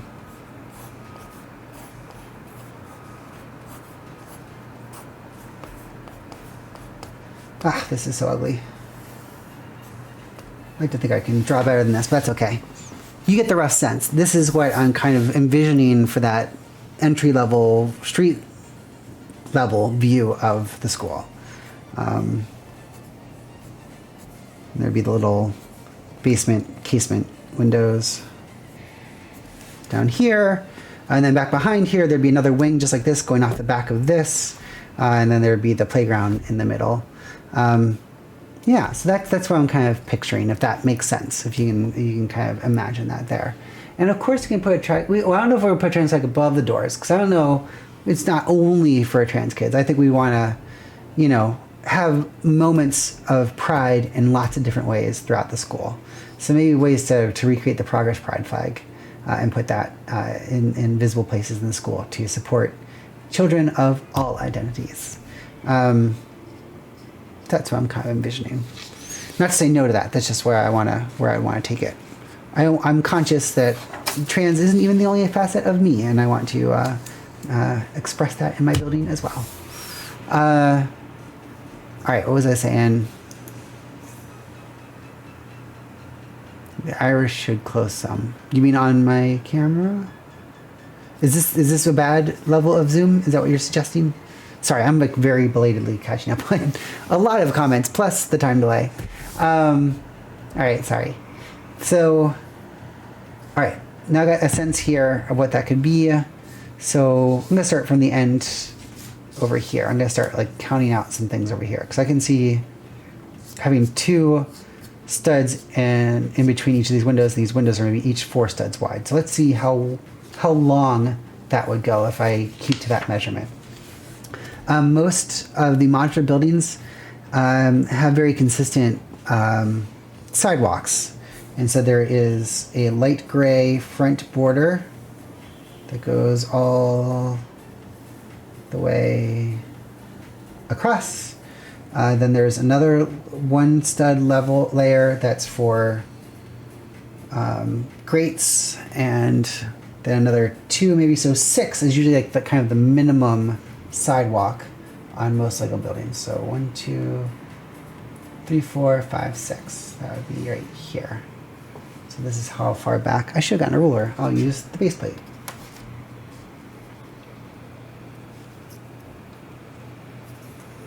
Well, that's right. I looked for a ruler and I could not find one. I assume I still have them, but I don't know where they are. All right, that's okay. None of this has to be precise anyway. This is just to give me a sense of what pieces to pick out. So if that's the sidewalk, that's how far back the building is from the street. Then right around here is where we can start to do our counting. So we'd have 2 in for the wall, and then we'd have 4 for the window. 1, 2, 3, 4. We count another 2 for wall. So 1, 2, 3, 4, 5, 6. Oh, I didn't really aim very well. Then another 2, and then another 4. 1, 2, 3, 4.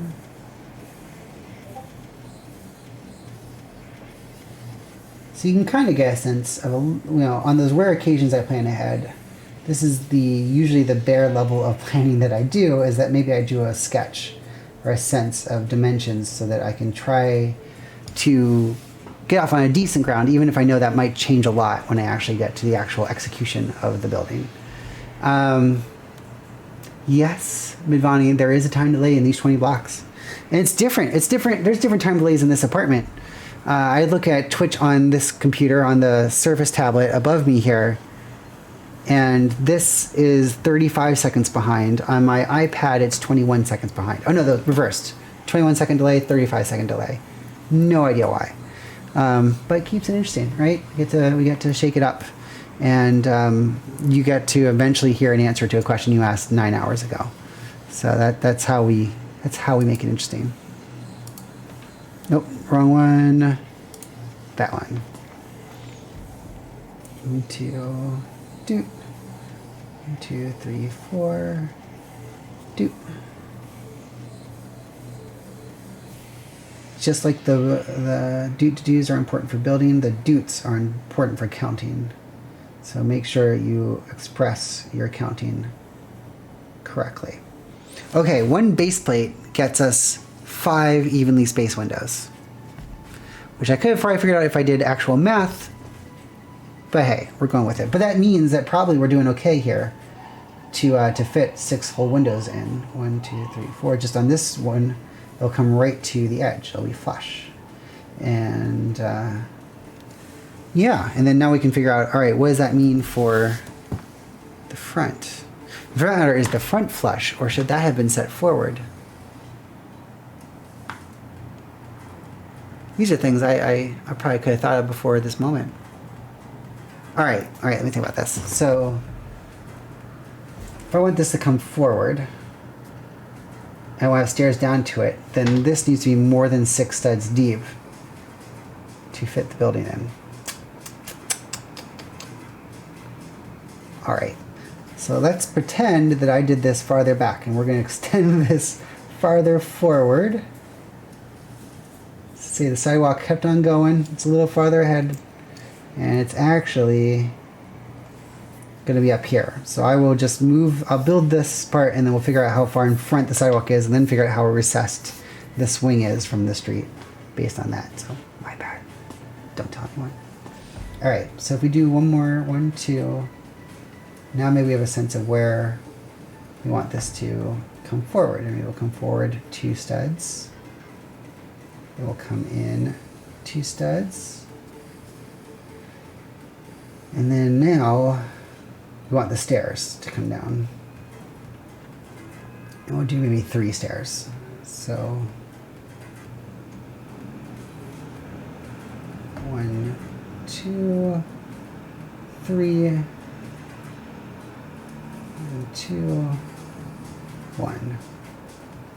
All right, so what I'm doing here, 1, 2, 3, 4, 5, 6. So starting to figure out where the entrance and then the steps up to the entrance will be. And how wide should that be? Let's count in over here. Let's do 2 in. I don't know if I want a window, but maybe I'll leave space for a 2 stud wide window. And then another 1, 2.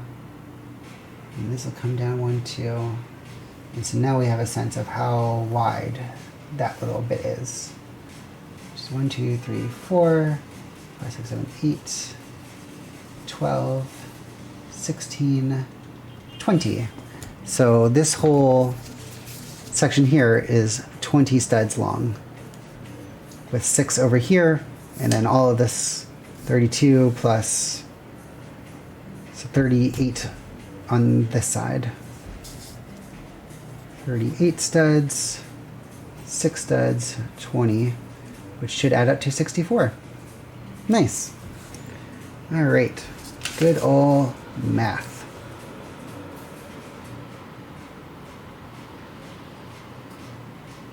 And so this is why Legos are good too. And this is why math is still useful later in life. You might have thought it would be for your taxes or your jobs or, you know, building bridges or something, but no, it's for Legos. Little known fact there. A little secret of the world for you. All right. All right, so there we go. It's a nice little start to our building here. I'm just gonna check on time. We're very nearly at the end. So I'll just say my plan is like schoolroom, elevator shaft, bathroom, all Jenner. Another wing with schoolroom. There'll be hallways going down the back, coming off the entrance and going into hallways with a door in the middle. And this kind of there'll be a little angled section here overlooking the courtyard with the little playground that will be the principal's office.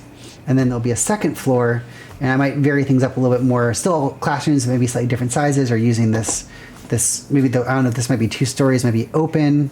I'll figure that one out. But that's my current thinking of how this is going to pan out.